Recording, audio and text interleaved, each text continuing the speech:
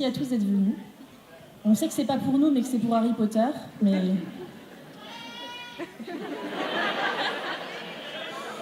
Est-ce qu'il y a des gens qui aiment pas Harry Potter par ici? Putain, mais cachez-vous, Il y en a quand même quelques-uns. J'ai racheté l'édition Blu-ray exprès pour faire cette conférence. Il a pas lu les livres, non? J'ai lu les livres, je les ai lus avant toi, arrête. Même un mec qui m'avait spoilé la fin du 5 dans le train, bon. Moi, je les ai lus en anglais, s'il te plaît. Bon. Ah, elle se la pète. Et ça se trouve, je vais raconter plein de choses fausses et ils vont tous me tomber dessus derrière. Bon, allez, c'est parti. Alors, pour commencer, je pense qu'il est un petit peu important de présenter le parcours de l'auteur de ces merveilleux livres. Il y en a peut-être qui connaissent un petit peu tout ça, mais c'est pas grave, on va recommencer. Donc, je vais vous parler dans un premier temps de J.K. Rowling. Alors, elle est née en juillet, le 31. Je pense que ça fait écho à beaucoup. Parce que si vous suivez quand même et que vous êtes quand même assez fan, vous savez que Harry Potter est né le 31 juillet. Sauf qu'elle est née en 1965. Voilà. Son œuvre, elle est... Non, pardon. Elle a un petit peu le trac parce qu'il y a beaucoup de monde.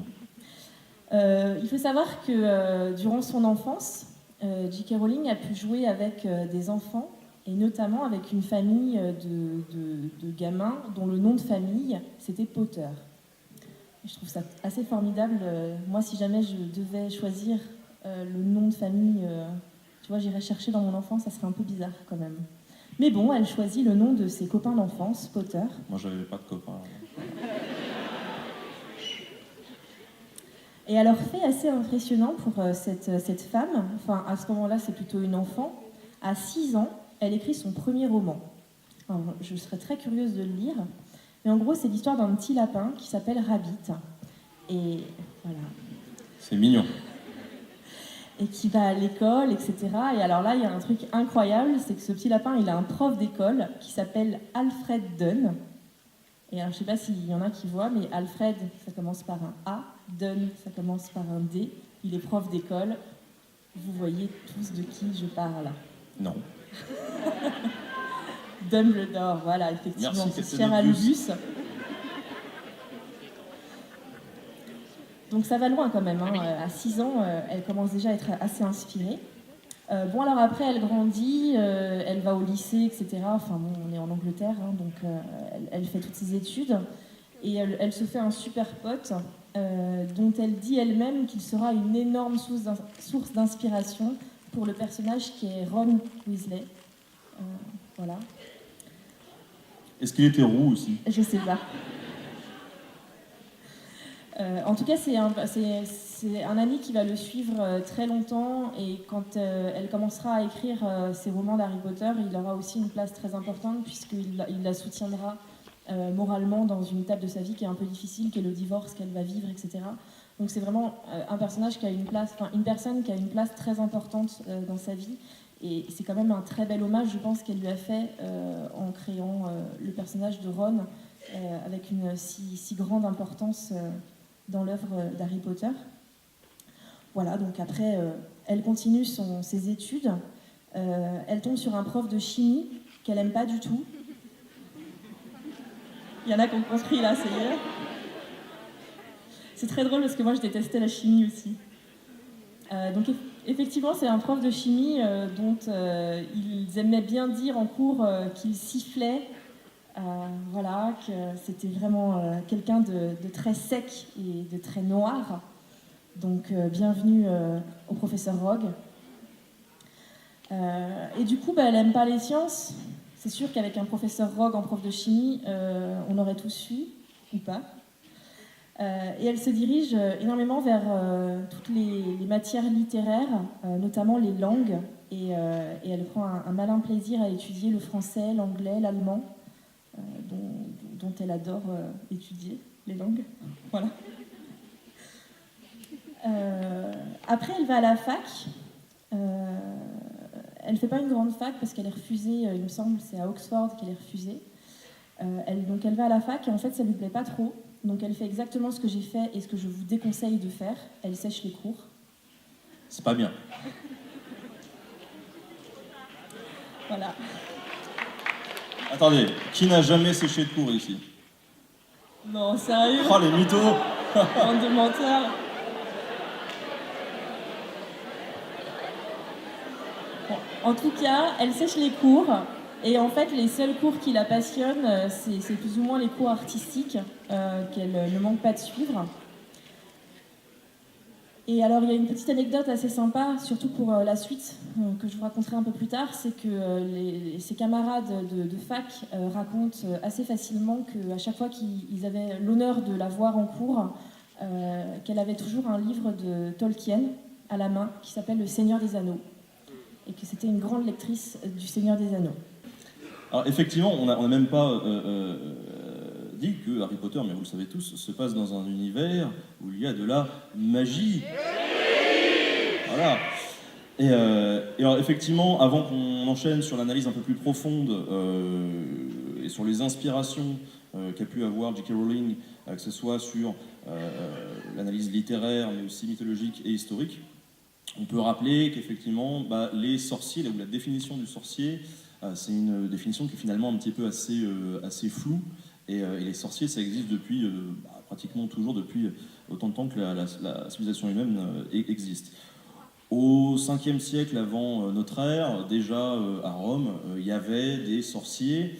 Mais alors, voilà, c'était des types ou des nanas qui faisaient des prières comme ça, des dieux un peu exotiques, qui faisaient leurs rituels. Bon, comment est-ce qu'on les différenciait des prêtres ?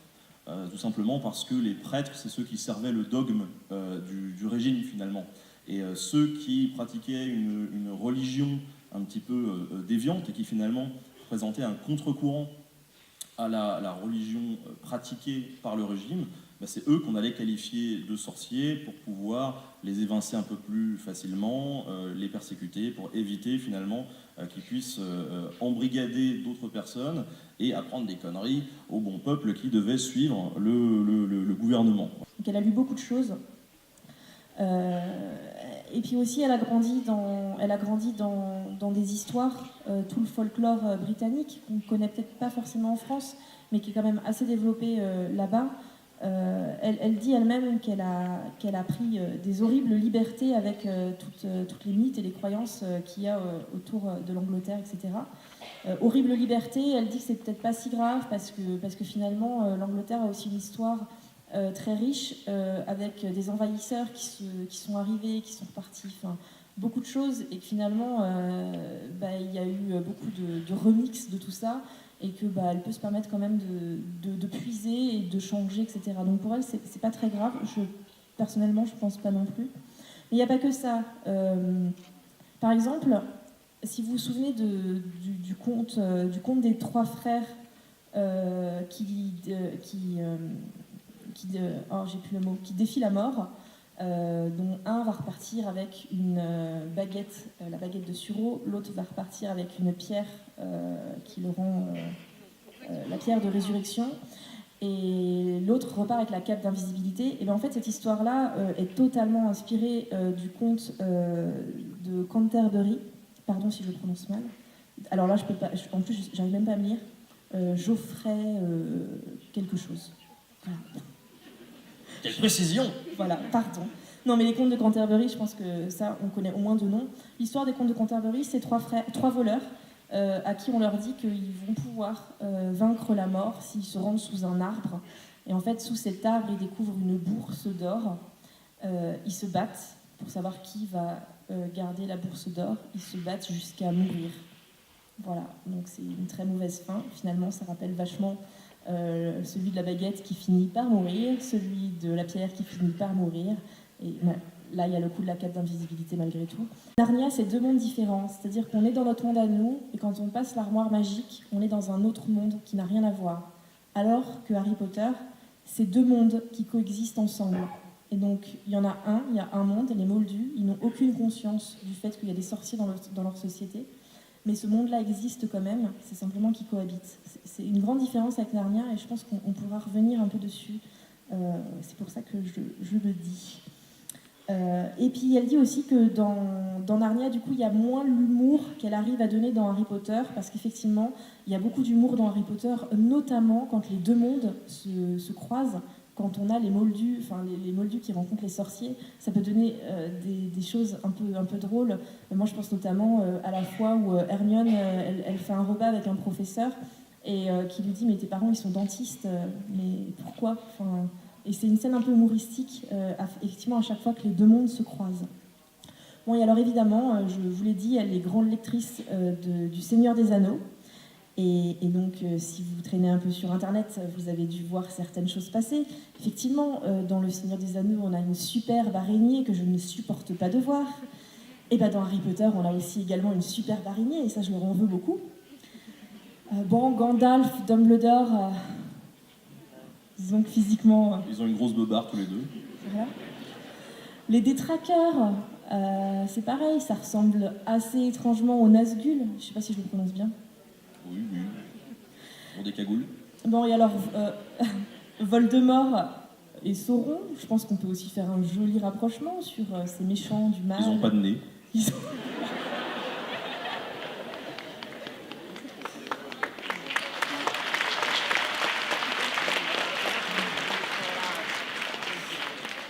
Et évidemment, on connaît tous Dobby, et alors je suis malheureusement obligée de faire un parallèle avec ce cher Gollum. Voilà, m'en voulez pas. Avec Gollum est quand même vachement moins serviable. Ouais, c'est vrai.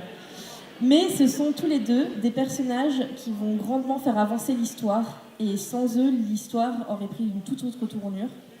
Donc c'est quand même assez fort. Et puis aussi au niveau des histoires... je ne sais pas si vous avez remarqué, mais les deux héros des deux séries respectives sont tous les deux liés aux deux méchants des deux séries respectives. Donc liés par la cicatrice, etc. Et puis liés effectivement par l'anneau. On va y revenir, c'est d'ailleurs sur le lien après. Je suis en train de te spoiler. C'est effectivement, il y a le côté Horcrux dans Harry Potter avec ces artefacts du mal et le côté l'anneau unique à tuer pour vaincre le méchant. Et puis il y a aussi le dernier petit truc qui m'a fait rire, le côté de la cape d'invisibilité qu'on retrouve aussi dans Le Seigneur des Anneaux avec la cape elfique quand Sam se cache. Voilà. Oui, et à la croisée entre la littérature et la mythologie, puisque là on va plutôt enchaîner sur la mythologie avant d'aller sur l'histoire, elle a pu s'inspirer aussi de récits mythologiques, littéraires, ça dépend, pour certains passages d'Harry Potter. Et notamment, elle s'est servie de l'Iliade d'Homère, que vous connaissez sûrement tous, parce qu'au collège, en général, on traite un petit peu de la question, et particulièrement de la guerre de Troie. Alors la guerre de Troie, pour resituer un petit peu le contexte, on a le roi Mélénas de Sparte qui se fait voler sa nana par Paris, qui est un des princes troyens, et donc Hélène, voilà, qui se fait kidnapper par Paris. Alors elle est plutôt volontaire, mais elle se fait kidnapper. Et Mélénas a un petit peu les boules, et donc il va voir son frère Agamemnon et lui dit bon bah écoute, on va aller leur défoncer la tête parce que voilà, je peux pas rester humilié comme ça. Il m'a quand même piqué ma nana. Et donc voilà le début de la guerre de Troie. Et donc ils vont devant Troie, et dans les forces d'Agamemnon, qui va diriger les troupes, un des personnages centraux de la guerre de Troie, c'est Achille, le fameux Achille avec son talon central même. Central. Voilà, je ne sais pas, je fais souvent des fautes de conjugaison. Achille qui va se battre donc pour faire tomber Troie. Et un des meilleurs potes d'Achille, en fait, un de ses meilleurs partenaires au combat et dans la vie, eh bien, c'est son cousin Patrocle, dont il est très très proche, tellement proche qu'on considère que potentiellement ils étaient un peu sex friends, quand même. Voilà. Et du coup, il va au combat avec Patrocle.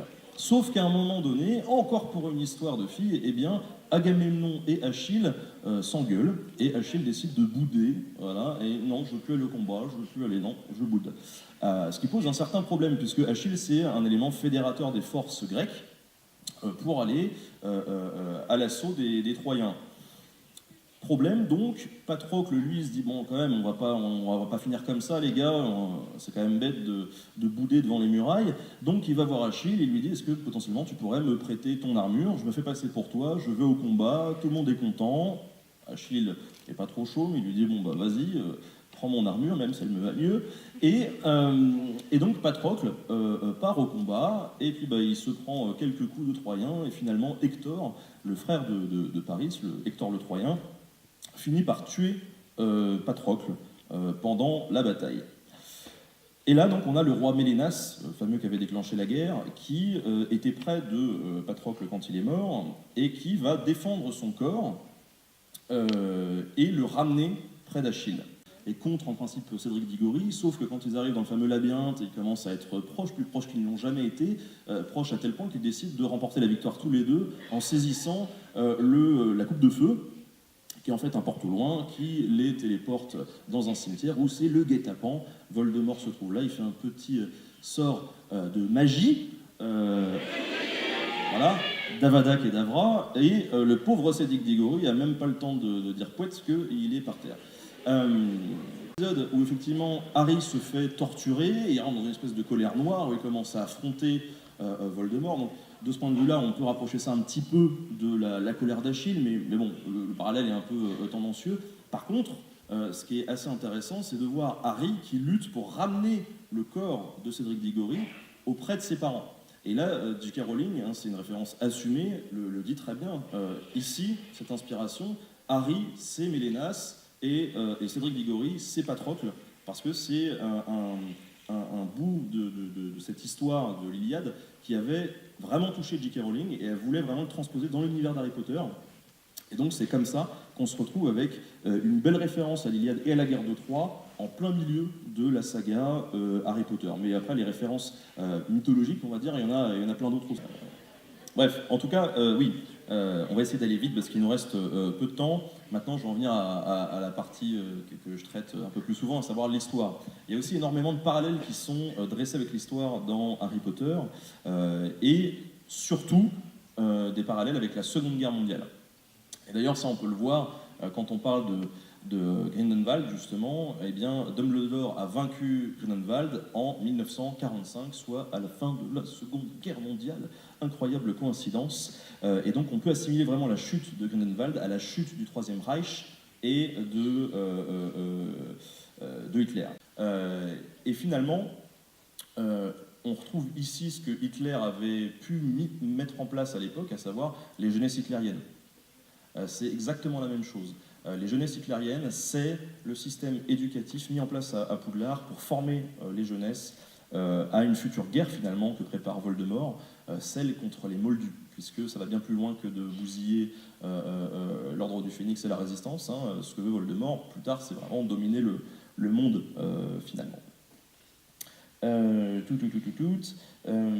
D'ailleurs, oui, effectivement, dans ce monde-là, on voit quand ça va très mal à la fin de l'épisode 7 ou de l'ouvrage 7 qu'il commence à y avoir des rafles, des descentes, notamment dans la rue, que ce soit au Préolard ou dans la rue magique, je ne sais plus comment ça s'appelle.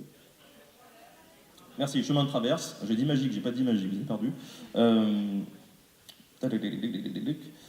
Et oui, et pour conclure un petit peu là-dessus, c'est vrai que finalement, en revenant sur cette période de la Seconde Guerre mondiale, eh bien, J.K. Rowling touche à pas mal de sujets qui sont finalement assez sensibles, y compris celui de la torture, puisque pendant toute la saga, on revient plusieurs fois sur cette question de la torture, notamment quand Bellatrix Lestrange avait torturé les parents de Neville Londubat, mais dans les derniers épisodes, on voit aussi quand elle torture le gobelin, Gripsec, ou qu'elle torture Hermione. Voilà, elle met vraiment l'accent là-dessus en disant, voilà, c'est la guerre, pendant la guerre il y a de la torture, mais pas de la torture que d'un seul côté, parce que, pour ceux qui me suivent, voilà, vous le savez, l'histoire n'est pas blanche ou noire. Et on voit qu'elle met aussi certains protagonistes qu'on considère comme des héros dans une position de tortionnaire. Et Harry Potter va torturer à un moment donné Bellatrix Lestrange en lui infligeant un sortilège Doloris, alors qu'on aurait pu considérer qu'Harry Potter n'aurait jamais utilisé la torture contre un ennemi. Et pourtant, il le fait. Et là, on est clairement dans l'évocation de syndrome post-traumatique dû à la guerre que Harry vit lui-même quand il doit s'opposer aux forces de Voldemort, puisque ses amis se font torturer, il y en a même qui meurent, et tout ça, ça engendre énormément de souffrance qui qui le pousse finalement à torturer. Je m'arrêtais là, même si j'avais autre chose à dire. Toi, tu peux peut-être... Non, en fait, du coup, on va conclure. Sachez juste que Nota Bene va travailler sur un épisode sur sa chaîne où tout ce qu'on n'aura pas eu le temps de vous dire sera dessus, donc rien n'est perdu. Voilà, en conclusion, rapidement, il y a une question qui est très intéressante à se poser. D'ailleurs, c'est toi qui l'as soulevée et je la trouve fabuleuse. Merci. On peut se demander si finalement Harry Potter, le monde d'Harry Potter, c'est le nôtre ou pas. Est-ce que c'est possible d'avoir, d'imaginer que vraiment Harry Potter aurait pu exister dans notre monde à nous. D'ailleurs, peut-être qu'il existe, je ne sais pas. Est-ce qu'on a comme ça, parmi l'univers qu'a créé J.K. Rowling, des indices qui nous indiqueraient qu'on n'est pas, par exemple, comme dans Narnia, sur un monde secondaire totalement différent du nôtre et qui ne prend pas place dans notre réalité? Est-ce que là, pour le coup, on a des indices qui font clairement référence à notre... On peut en avoir, comme on a dit, avec la chute de Grindelwald, etc. On peut en avoir... moi, en tout cas, il y en a un qui est assez marquant pour clôturer cette conférence. C'est le fait qu'il est vrai que le flou, il est toujours entretenu entre les deux univers et on ne sait jamais si vraiment l'univers d'Harry Potter, c'est aussi le nôtre. Mais il y a quelques éléments qui peuvent nous indiquer que potentiellement c'est le nôtre. Puisque, par exemple, un des meilleurs amis de Dumbledore dans sa jeunesse, c'était aussi Nicolas Flamel, que l'on retrouve dans le premier épisode, qui est à l'origine de la pierre de résurrection, qui est aussi appelée pierre philosophale. C'est pas la pierre de résurrection, c'est la pierre philosophale, mais on t'en veut pas. Oui, bah c'est voilà, c'est la même chose. Vous n'avez pas commencé à me... Il a pas lu les livres et ce qui est intéressant, c'est que ce personnage, du coup, a vraiment existé. Alors même dans le... Je crois que dans l'ouvrage, ils veulent le faire vivre jusqu'à 665 ans, et il meurt au bout de 665 ans, un an de plus, et c'était la fin, 666. Et du coup, dans la vie réelle, Nicolas Flamel a existé, même si c'était pas un alchimiste. Et si on lui a... un imposteur, mais...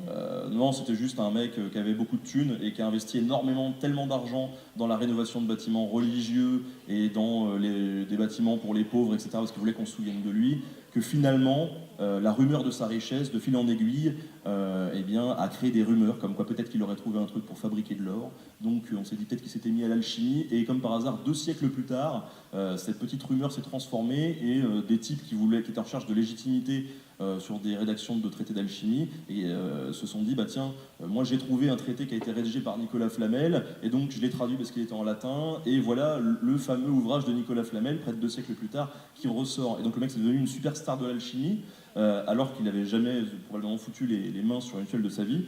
Mais c'est assez drôle parce que du coup ça a inspiré J.K. Rowling pour le personnage d'Harry Potter, qui intervient dans Harry Potter.